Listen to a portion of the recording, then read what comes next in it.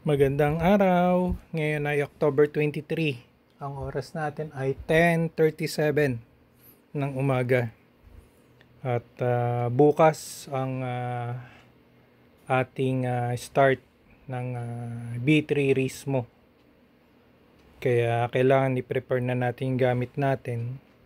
So first time natin na sasali sa ganitong activity na merong organizer, may inspection, may mga requirements para makasama sa ganitong loop na rides. So B3 Rismo, North Luzon Loop yung ating sinalihan nga. And then isa sa requirements nila, dapat ang sapatos ay lampas sa bokong-bokong. So yan. Safety shoes to. Sa Ace Hardware lang binili. So matigas yung toe dito. Mainam naman dahil kailangan naman talaga yon. And then next na dinagdag natin sa mga gamit natin ay yung chest bag. Dahil hindi natin kasama si OBR, so kailangan yung mga gamit natin madaling kunin at organized na. Kasi inisip namin kung meron pang kukunin sa top box and then lalak mo na naman and so on. May mga checkpoint silang tinatawag, kaya mas mainam na ganito na lang. So yan, maluwag naman. Magkano bili ko to sa online? 270 pesos. May reflector na sa likod. Yan. And then itong ating knee pad at saka elbow pad. So itong set na to, itong hilera na to, ito yung susuot natin bukas. So syempre nakamaong, and then balak ko knee pad and elbow pads, and then yung ditong sa belt, no, para yung posture natin hindi tayo nakaukot. Balak ko yan ang isuot dahil may mga activity na sa checkpoint na gagawin. So hindi nila sinabi kung ano yun during orientation, pero ang dating sa amin parang may team building pang gagawin eh. So okay lang yun. So another activity yun. Kaya yung itong jacket na to na riding gear natin, so magkano bili ko to online? 1,650 itong jacket, kasama yung elbow pad at saka knee pad. Kasama na yon sa 1,650 online sa Shopee. Meron na rin kasamang ano yun, ito yung gloves na closed. So ito rin requirements to rin sa activity, sa rides, na dapat close, hindi pwede yung butas. Yung para sa cellphone na pampindot, diba? So sanay tayo ng ganun, so bawal daw yun. Kaya kailangan close lahat ng fingers. And then itong vest na to, yan, sa B3 Rismo na yan. Dahil isa tayo sa maaga nagbayad, hindi naman ako pumasok sa discounted na amount ng registration na tinatawag nilang early bird, pero maaga-aga pa rin naman tayo, kaya isa tayo sa mapalad na nabigyan na kagad ng riding gear or riding kit tinatawag nila. Yan. So meron na tayong vest na lagi dapat tong suot during the ride, and then yung helmet, so hindi na tayo bumiling bago dahil full face or modular helmet. So modular helmet naman yung gamit natin, kaya no problem na. And then ang preparation natin dito, syempre meron tayong Freedcon baka naman. Yan, kami ni OBR nag-start mag motovlog. Yan, ito kagad yung kinuha namin, Freedcon. Yan, at may camera. So hindi ko to ginagamit sa vlogging. Ang gamit nito ay pagka parang na dashcam. So protection lang. Halimbawa, stoplight, merong mga pasaway na kumakat sa'yo, at least may recording ka. Or Hindi naman ako beating the red light, hinuli ako. So may immediate akong recording na pwede ipakita. And then nakakonect yan doon sa iba nating kasamang rider. So isa na yan, si JB nga, yung pinsan ko. So maya maya darating na yon. At tingnan din natin yung preparation niya, yung motor niyang gamit. And then meron din akong Bluetooth nakakonect naman to sa cellphone natin para yung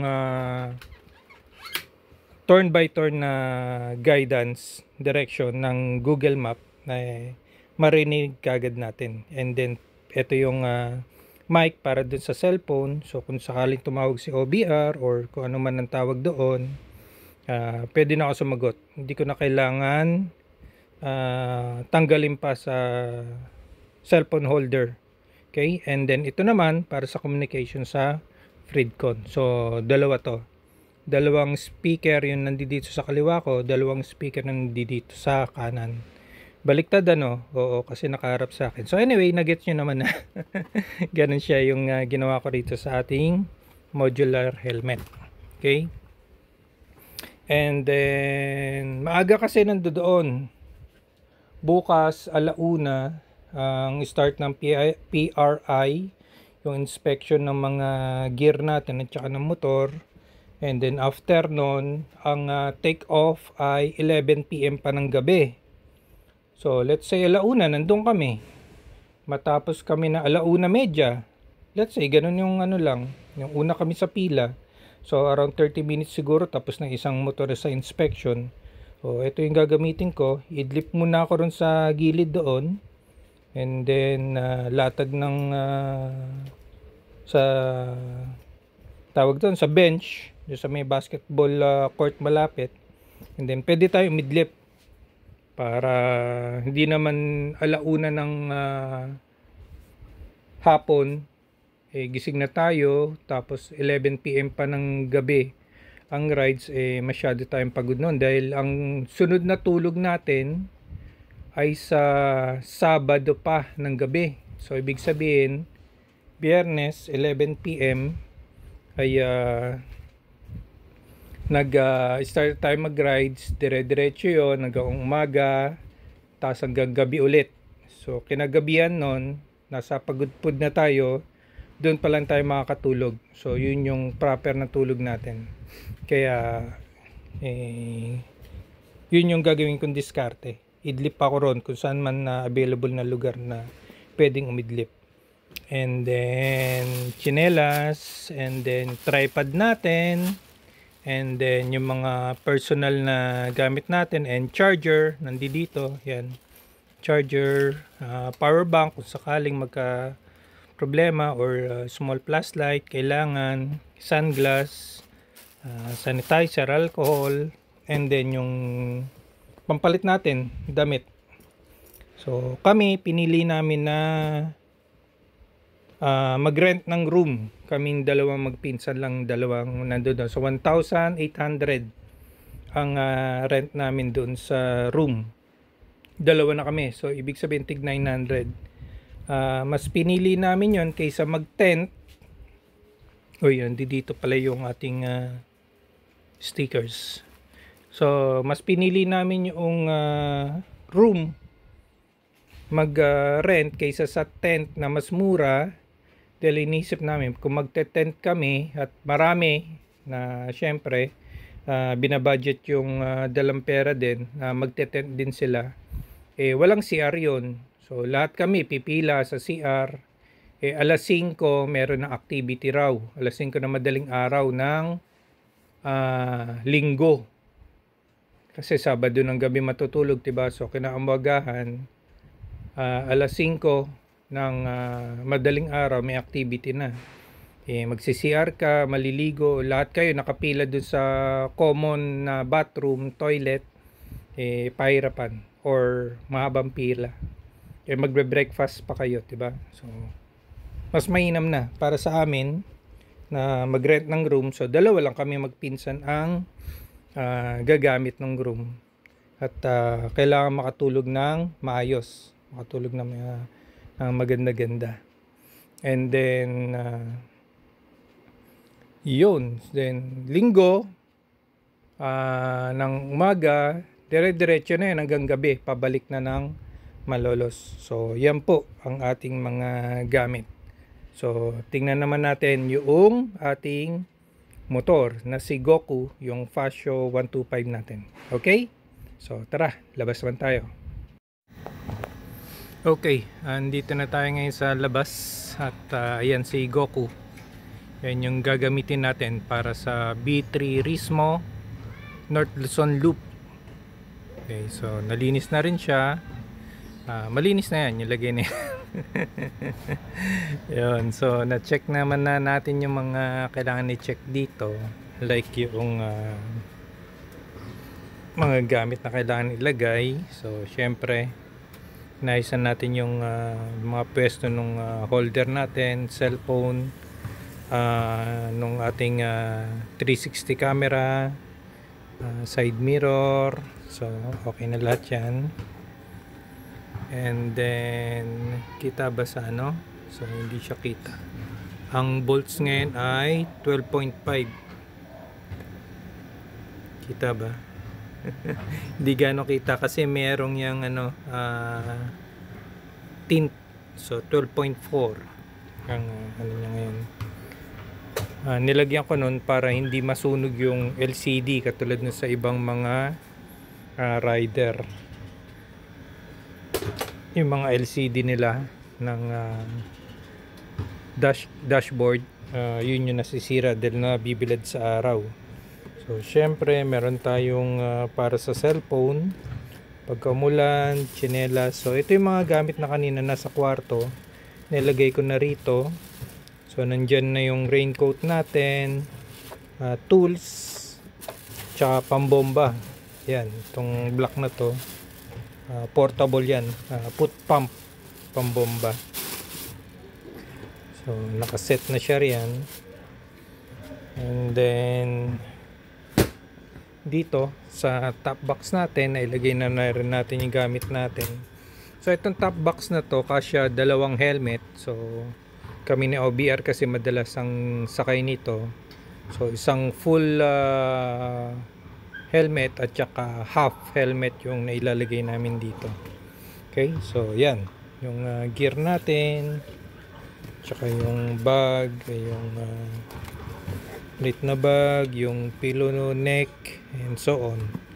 Okay, so nandiyan na, naka-ready na yan, ready to go.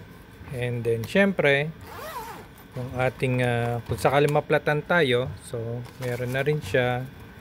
And then ano pa ba to? Ayan, yung sticker nung B3 Rismo. So hindi ko pa nadidikit sa top box natin. At ang rehistro, so kailangan na pakita ng rehistro.